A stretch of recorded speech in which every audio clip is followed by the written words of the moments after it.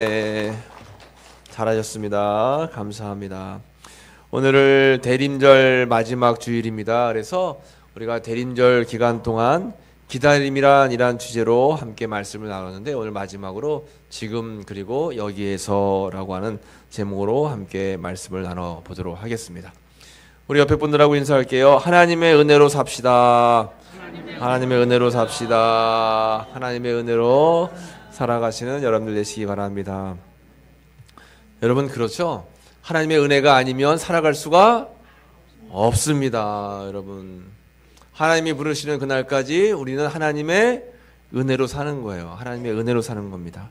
하나님의 은혜로 살지 않으면, 우리가 오늘 읽은 말씀 가운데 어떤 말씀이 있냐면, 우리 6장 1절에 한번 같이 읽어볼까요? 우리가 하나님과 함께 일하는 자로서 너희를 권하노니 하나님의 은혜를 헛되이 받지 말라. 아멘. 하나님의 은혜를 헛되이 받지 말래요. 네. 원래 제가 오늘 준비한 말씀에는 6장 1절은 없었는데, 오늘 성경 봉독하다 보니까 하나님의 은혜를 헛되이 받지 말라는 게 마음에 확 더 와닿았습니다. 하나님의 은혜를 헛되이 받지 말자. 그래서 우리가 하나님께서 은혜를 베풀어 주셔서 여기까지 살게 됐는데, 정말 하나님께서 주신 그 은혜를 잊고 살아갈 때가 얼마나 많은지 몰라요.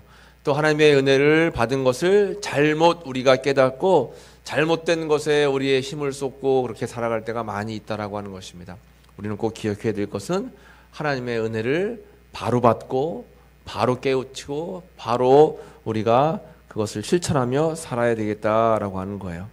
오늘 본문의 말씀 보면 2절 말씀에 이르시되 내가 은혜 베풀 때에 너에게 듣고, 이렇게 말씀하고 있어요. 하나님께서는 다 때가 있다라고 하는 거예요. 기도를 들으실 때가 있고, 우리를 구원하시는 날이 있고, 또 하나님께서 은혜를 베풀어 주셔서 우리 모든 것들이 회복될 때가 있다라고 하는 거죠. 근데 그 때가 언제라고 하는 거예요? 보라, 지금은 은혜 받을 만한 때고, 보라, 지금은 구원의 날이랍니다. 그때가 언제라는 거예요? 지금이에요. 지금 바로 오늘. 우리가 지금 바로 오늘 깨달아야 되는 거예요. 좀 더 있다 해야지. 우리가 전도하다 보면 그런 분들 많잖아요. 아직은 때가 아니어서 조금 더 있다 다닐게요. 그런 경우가 있어요. 이제 중국 대한민국 대사를 지내신 김하중 장로님이라는 분이 계신데, 그분이 절친하게 지내는 그 미얀마 대사가 있어서 그분하고 이제 한국에서 만나서 식사하면서 이제 전도했다는 거잖아요. 자네 예수님 믿고 교회 다녀야지, 안 그러면 나중에 우리가 다 언젠가 죽을 텐데 천국 갈 수 있지 않겠나 했더니, 지금은 아직 때가 아니라고, 조금 더 있다 믿겠다고, 지금 내가 할 일이 너무 많고 너무 바빠서 안 된다고, 조금 더 있다 교회 다닐 거라고 했는데, 그렇게 하고서 헤어져가지고 미얀마 갔는데, 미얀마에 그때 무슨 일이 벌어졌어요?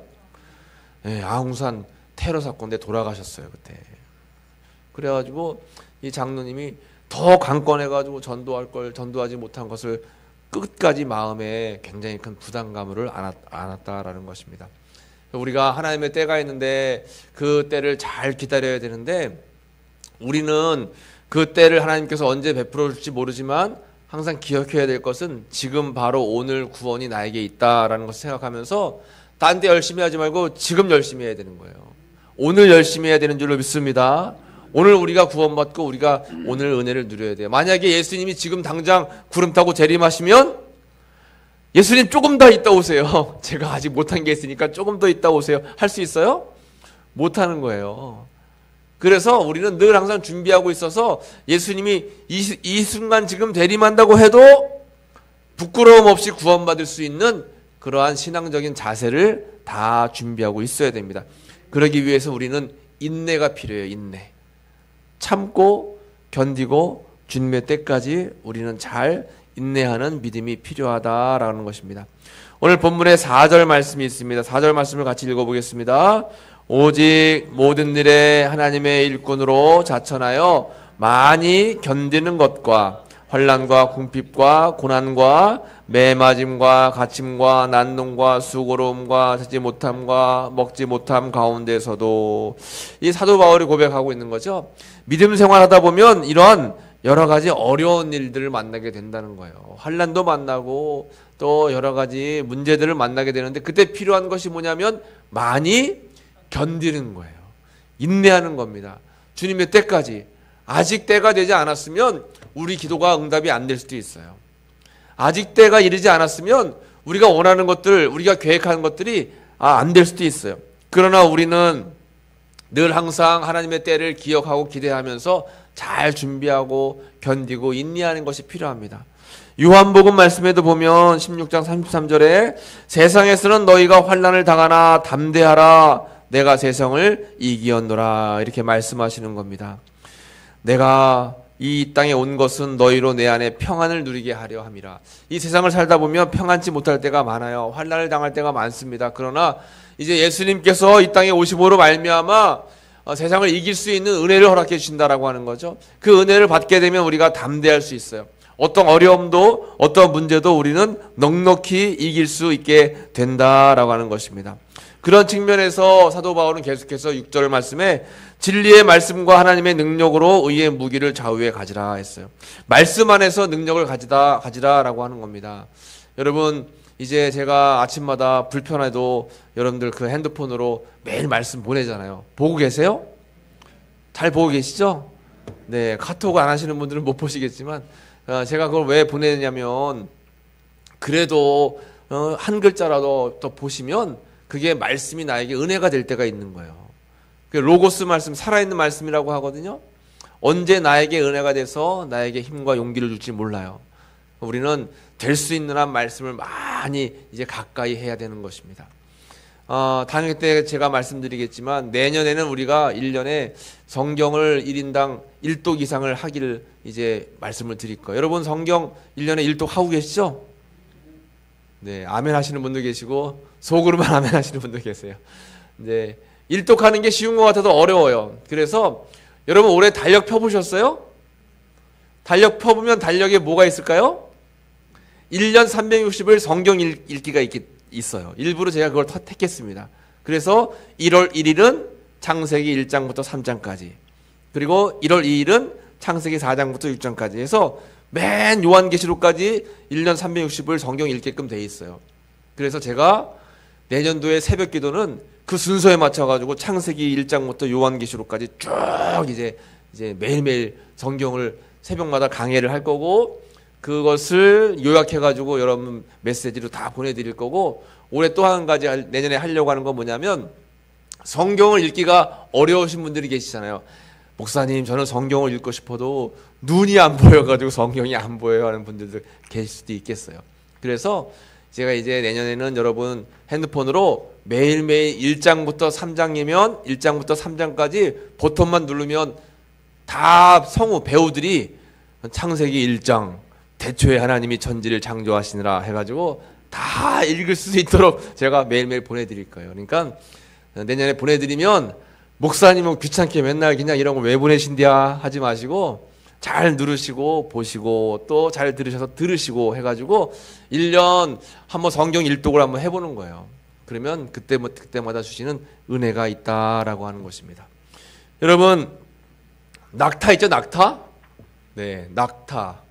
네, 낙타가 특이점이 뭐가 있을까요? 등에 혹 같은 게 2개가 있어요. 저 안에 뭐가 들어있을까요? 물. 뭐요? 기름. 또 뭐가 들어있을까요? 뭐요? 저도 물이 들어있는 줄 알았어요. 왜 낙타가 물 안 먹고도 사막에서 한 달, 2달을 그냥 버틸 수가 있으니까. 사람이 물 안 먹으면 못 살잖아요. 그래가지고 이제 낙타가 거기다 물을 담고 있나 보다. 물병인가 보다 생각을 했는데 물이 아니라 영양분이 담겨있는 지방 덩어리랍니다. 영양분을 머금고 있는 지방이래요. 그래가지고 낙타는 물도 아무 음식도 안 먹어도 60일, 2달을 그냥 너끈히 버틸 수 있는 그런 이제 동물이 낙타라고 하는 거예요. 그러니까 낙타는 대단하죠. 그러기 위해서는 평상시에 낙타가 굉장히 많이 먹는데요. 막 먹고 이 등에다가 그런 영양분을 이제 모아놓고 사막을 다니건 어디건 다니건 그냥 음식물 먹지 않고도 다니는 거예요. 제가 이런 말씀을 드리는 건 뭐냐면 우리도 하나님의 말씀의 은혜를 받아서 간직하고 있어야 돼요. 기도하면서 하나님께서 주시는 능력을 받아서 우리가 성령으로 충만해야 돼요. 그러면 우리가 삶 속에 환난을 만나고 고난을 만나도 우리 내 안에 담겨져 있는 은혜 때문에, 내 안에 담겨져 있는 하나님의 성령의 은총 때문에 그 어려움들을 이길 수가 있는 겁니다. 그런데 우리가 평상시에 받은 은혜가 없고 평상시에 우리가 누리고 있던 그러한 말씀이 없으면 환난을 만나면 여지없이 쓰러지는 거예요. 조그만 그런 시험에도 견디지 못하는 겁니다. 남들이 한 이야기도 사실은 별거 아니면 아닐 수도 있는데 그게 내 신앙을 넘어뜨리는 거예요. 자꾸 마음속에 시험거리로 다가오고 문제거리로 다가오는 거예요. 여러분, 우리가 은혜를 받으면 지혜가 생기는데, 지혜는 뭐냐면 내 마음속에 남길 것, 기억될 것은 잘 모아두고 아닌 것은 어떻게 해야 돼요? 버려야 돼요. 버려야 돼요. 은혜는 어디에 새겨야 될까요? 은혜는 돌에 새기고 원수는 물에 새기는 거잖아요. 그게 지혜로운 삶입니다. 근데 우리는 살다 보면 그렇지 않죠. 반대로 은혜 받은 거는 물에 새겨가지고 다 잃어버리고, 나를 힘들게 했어? 나에게 그런 말을 했어? 어디 두고 보자 하고선 돌에 새기는 거예요. 다이아몬드에 새겨놓고 잊어버리지도 않아요. 어떻게든 내가 원수를 갚겠다. 그러지 마시고, 여러분, 우리가 그냥 정말 은혜 가운데 잃어버릴 거 잃어버리고 털어버릴 거 털어버리고 늘 항상 긍정적인 생각하면서 감사하며 살아야지 결국은 그것이 나에게 도움이 되고 나에게 힘이 되는 거예요. 누구를 미워하고 누구를 막 싫어하고 안 좋은 감정을 가져봐야 결국은 나만 손해보는 거잖아요. 나만 혈압이 막 올라갑니다. 나만 열받는 거예요. 네, 그렇게 하지 마시고 우리는 늘 참고 견디고 인내하면서 은혜를 늘 채우는 게 중요해요. 오래 기다리고 얻는 것일수록 값지다 했습니다. 여러분, 저는 이제 예전에 한번 그 기회가 돼가지고 벌써 20년 가까이 된 것 같아요. 시내산에 올라갔습니다. 시내산. 모세가 올라갔던 시내산에 올라갔는데, 그때 당시에 감리사님이, 그때 제가 이제 전도사였어요. 감리사님이 왜 그런 말씀을 하셨는지 모르겠는데, 이제 새벽 3시에 일어나가지고 동 트는 걸 보기 위해 새벽 3시에 일어나요. 시내산, 성지순례 가서 시내산에 올라가는데 제일 먼저 올라가는 사람에게 엄청 좋은 선물을 준다는 거예요. 그래가지고 야, 저 선물은 내 거다 하고선, 제가 그때 뭐 전사였으니까 한참 젊잖아요. 30대 초반이니까 남들은 막 낙타 타고 올라가고 막 올라갔는데 저는 그냥 막 뛰어 올라갔어요. 남들 3시간 걸려 올라갔는데 저는 1시간 만에 올라갔습니다. 막 뛰어가지고.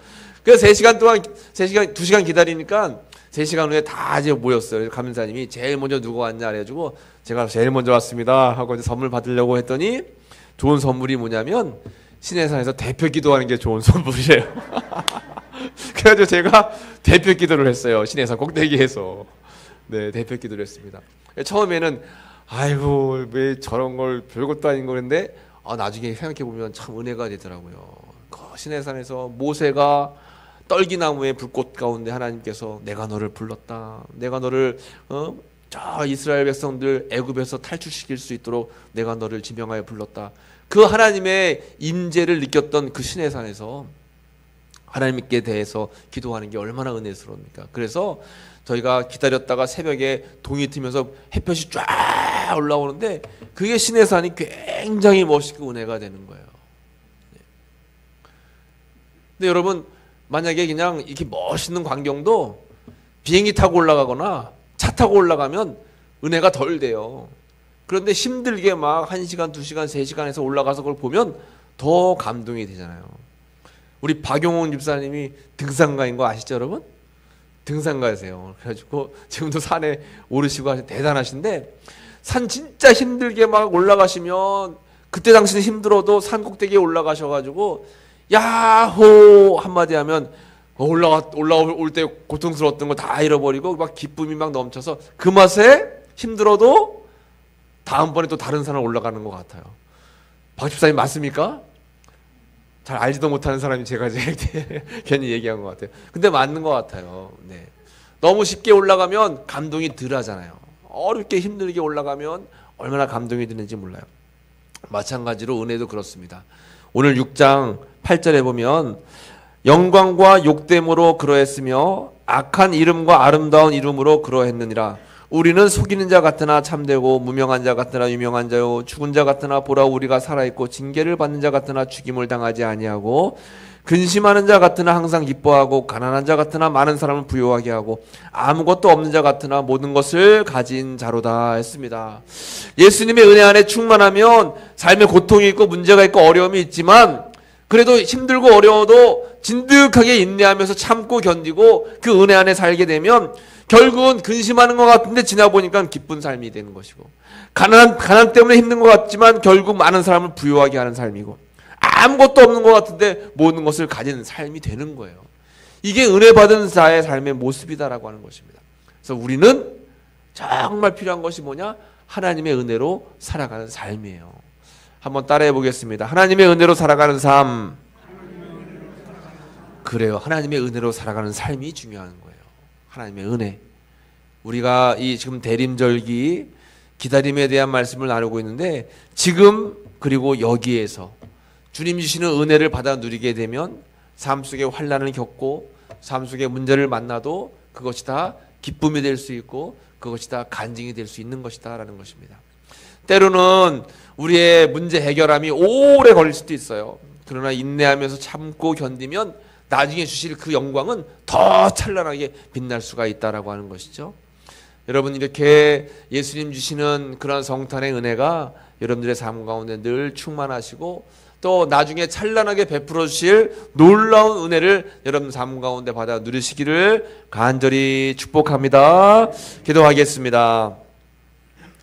하나님 감사합니다. 오늘도 은혜 가운데 귀한 주일을 저희가 섬기게 하시고 성수하게 하시고 주님의 은혜 가운데 머물게 하시니 감사합니다. 하나님 주신 은혜 보라 지금은 은혜 받을 만한 때요 보라 지금은 구원의 날이다 우리에게 말씀해 주셨는데 주님이 주시는 은혜를 잊지 않고 살아갈 수 있도록 인도하시고 주님 음총 가운데 날마다 구하며 살아가는 믿음의 삶이 될 수 있도록 주여 함께하여 주옵소서. 아버지 우리를 위해 이 땅에 오신 예수님의 그 은혜를 잊지 않게 하시고 또 우리를 구원하시기 위해서 다시 오실 예수님에 대한 기대감을 가지고 늘 믿음 생활에 승리할 수 있는 저희들 모두가 될 수 있도록 은혜를 더해 주옵소서. 감사드리며 예수님의 이름으로 간절히